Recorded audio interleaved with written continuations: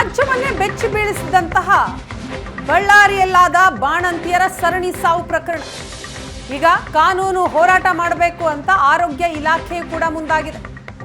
ಪಶ್ಚಿಮ ಬಂಗ ಕಂಪನಿಯ ವಿರುದ್ಧ ಕೇಸ್ ದಾಖಲಿಸೋದಕ್ಕೆ ಆರೋಗ್ಯ ಇಲಾಖೆ ತೀರ್ಮಾನಿಸಿದೆ. 9 ಬ್ಯಾಚ್ ಔಷಧಿ ಸ್ಟ್ಯಾಂಡರ್ಡ್ ಕ್ವಾಲಿಟಿ ಇಲ್ಲ ಅಂತ ವರದಿ ಕೂಡ ಬಂದಿದೆ. 9 ಬ್ಯಾಚ್ಗಳ ಮೇಲೆ ಕೇಸ್ ದಾಖಲಿಸಬೇಕು ಅಂತ ಸಿದ್ಧತೆಗಳಾಗ್ತಾ ಇದೆ.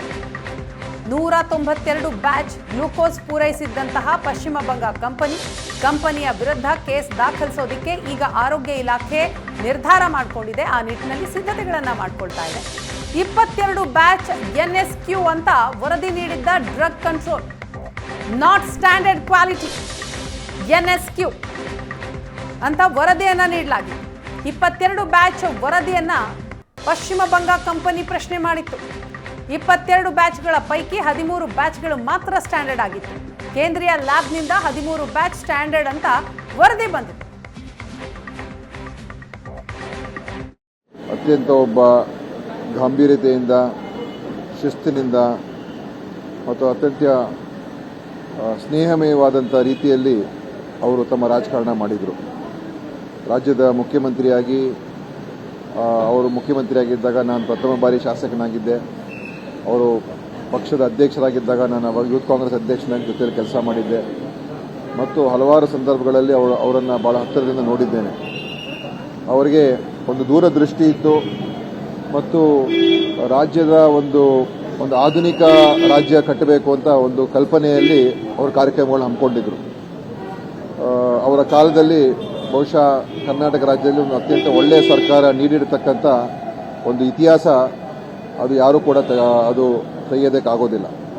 ಅನೇಕ ಕಾರ್ಯಕ್ರಮಗಳು ಅವರೇನು ಪ್ರಾರಂಭ ಮಾಡಿದ್ರು, ಮತ್ತು ಬಿಸಿ ಊಟದ ಕಾರ್ಯಕ್ರಮ, ಸ್ತ್ರೀ ಶಕ್ತಿಯ ಕಾರ್ಯಕ್ರಮ, ಮನೆ ಕಟ್ಟುವಂಥ ಕಾರ್ಯಕ್ರಮಗಳು ಮತ್ತು ಒಂದು ಕೈಗಾರಿಕೋದ್ಯಮದಲ್ಲೂ ಕೂಡ ಬೆಂಗಳೂರನ್ನು ಒಂದು IT ಸಿಟಿ ಆಗೋದಕ್ಕೆ ವಿಶ್ವ ಮಟ್ಟದಲ್ಲಿ ಅದು ಒಂದು ಕೇಂದ್ರೀಕೃತ ಆಗ್ತಕ್ಕಂಥದ್ದಕ್ಕೂ ಕೂಡ ದೊಡ್ಡ ಒಂದು ಕೊಡುಗೆ ಅವ್ರದ್ದಿದೆ. ಈ ಬಗ್ಗೆ ಮಾಹಿತಿಯನ್ನ ಕೊಡ್ತಾರೆ ನಮ್ಮ ಪ್ರತಿನಿಧಿ ಮಾರುತೇಶ್. ಇದೀಗ ನಮ್ಮ ಜೊತೆ ಸಂಪರ್ಕದಲ್ಲಿದ್ದಾರೆ. ಮಾರುತೇಶ, ಬಾಣಂತಿಯರ ಸರಣಿ ಸಾವು ಪ್ರಕರಣ ಇಡೀ ರಾಜ್ಯವನ್ನೇ ಬೆಚ್ಚಿ ಬೀಳಿಸಿದಂತಹ ಪ್ರಕರಣ ಇದು. ಈಗ ಕಾನೂನು ಹೋರಾಟಕ್ಕೆ ಆರೋಗ್ಯ ಇಲಾಖೆ ಮುಂದಾಗ್ತಾ ಇದೆಯಾ? ಏನ್ ಮಾಹಿತಿ ಸಿಗ್ತಾ ಇದೆ? ಬಹಳ ಪ್ರಮುಖವಾಗಿ ಲ್ಯಾಕ್ಟೇಟ್ ಏನಿದೆ ಅದು ಸ್ಟ್ಯಾಂಡರ್ಡ್ ಕ್ವಾಲಿಟಿ ಇಲ್ಲ ಅಂತೇಳಿ ಸೆಂಟ್ರಲ್ ಡ್ರಗ್ ಲ್ಯಾಬ್ ನಿಂದಲೂ ಕೂಡ ರಿಪೋರ್ಟ್ ಬಂದಿದೆ. ಆ ರಿಪೋರ್ಟ್ ನ ಆಧಾರದ ಮೇಲೆ ಈಗ 9 ಬ್ಯಾಚ್ಗಳ ಮೇಲೆ ಹೈಕೋರ್ಟ್ ನಲ್ಲಿ ಪ್ರತ್ಯೇಕ ಕೇಸನ್ನ ಈಗ ಆರೋಗ್ಯ ಇಲಾಖೆ ಡ್ರಗ್ ಕಂಟ್ರೋಲರ್ ಮೂಲಕ ದಾಖಲಿಸಿದೆ. ಅದರಲ್ಲಿ ಪ್ರಮುಖವಾಗಿ 3 ಬ್ಯಾಚ್ ಶಿವಮೊಗ್ಗಕ್ಕೆ ಪೂರೈಕೆ ಆಗಿತ್ತು, 3 ಚಿಕ್ಕಮಗಳೂರು, 1 ಬೆಂಗಳೂರು, ಹಾವೇರಿಗೂ ಕೂಡ ಒಂದೊಂದು ಬ್ಯಾಚ್ ಪೂರೈಕೆ ಆಗಿತ್ತು. ಈ ಪೂರೈಕೆ ಆಗಿದ್ದಂತಹ ಸ್ಯಾಂಪಲ್ಸ್ ಗಳನ್ನ ನೋಡಿದಾಗ ಅದು ಸ್ಟ್ಯಾಂಡರ್ಡ್ ಕ್ವಾಲಿಟಿ ಇಲ್ಲ ಅನ್ನುವಂತಹ ವರದಿ ಬಂದಿದೆ. ಯಾಕಂದ್ರೆ ಒಟ್ಟು 192 ಬ್ಯಾಚ್ ನ ರಿಂಗರ್ ಲ್ಯಾಕ್ಟೇಟ್ ಅನ್ನ ಪೂರೈಕೆ ಮಾಡಿತ್ತು ಪಶ್ಚಿಮ ಬಂಗ ಕಂಪನಿ. ಸೊ ಅದರಲ್ಲಿ 22 ನಮ್ಮ ಸ್ಟೇಟ್ ನ ಲ್ಯಾಬ್ ನಲ್ಲೇ ಇದರಲ್ಲಿ ಸ್ಟ್ಯಾಂಡರ್ಡ್ ಕ್ವಾಲಿಟಿ ಇಲ್ಲ ಅನ್ನುವಂತ ರಿಪೋರ್ಟ್ ಕೊಟ್ಟಿತ್ತು.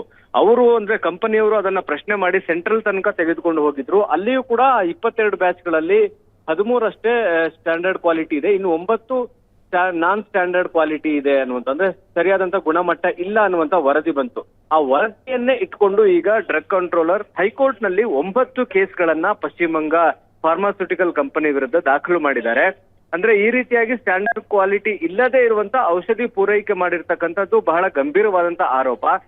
ಜೊತೆಗೆ ಈ ರೀತಿಯಾದಂತ ಮೆಡಿಸಿನ್ ಏನಾದ್ರು ಬಳಕೆ ಮಾಡಿದ್ರೆ ಅದರಿಂದ ಆಗಬಹುದಾದಂತಹ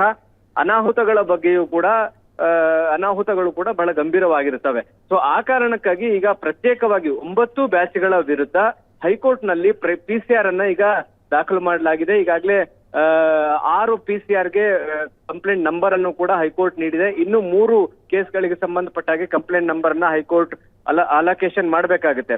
ಬಹಳ ಪ್ರಮುಖವಾಗಿ ಈ ರೀತಿ ಮಾಡಿದಂತವರ ವಿರುದ್ಧ ಕಠಿಣ ಕ್ರಮ ಆಗದೇ ಇದ್ರೆ, ಒಂದು ವೇಳೆ ಕೋರ್ಟ್ ನಲ್ಲಿ ಇದು ಸ್ಟ್ಯಾಂಡ್ ಆದ್ರೆ ಆ ಕಂಪನಿಯನ್ನೇ ಬ್ಲಾಕ್ ಲಿಸ್ಟ್ ಗೆ ಹಾಕುವಂತ ಅವಕಾಶ ಕೂಡ ಇದೆ. ಯಾಕಂದ್ರೆ ಈ ರೀತಿಯಾಗಿ ಸ್ಟ್ಯಾಂಡರ್ಡ್ ಕ್ವಾಲಿಟಿ ಇಲ್ಲದೆ ಇರುವಂತಹ ಔಷಧಗಳನ್ನ ಪೂರೈಕೆ ಮಾಡೋದು ಬಹಳ ಗಂಭೀರವಾದಂತಹ ಆರೋಪ. ಜನರ ಆರೋಗ್ಯದ ದೃಷ್ಟಿಯಿಂದ ನೋಡಿದಾಗ್ಲೂ ಕೂಡ ಈ ರೀತಿಯಾದಂತಹ ಕೃತ್ಯಕ್ಕೆ ಯಾವುದೇ ಫಾರ್ಮಾ ಕಂಪನಿಗಳು ಮುಂದಾಗಬಾರ್ದು. ಹಾಗಾಗಿ ಇವ್ರನ್ನ ಶಾಶ್ವತವಾಗಿ ಕಪ್ಪು ಪಟ್ಟಿಗೆ ಸೇರಿಸುವಂತ ನಿಟ್ಟಿನಲ್ಲೂ ಕೂಡ ಈ ಕಾನೂನು ಹೋರಾಟಗಳು ನಡೆದಿದ್ದಾವೆ. ವೀಣಾ, ಥ್ಯಾಂಕ್ ಯು ಮಾರುತೇಶ್ ತಮ್ಮ ಮಾಹಿತಿಗಾಗಿ.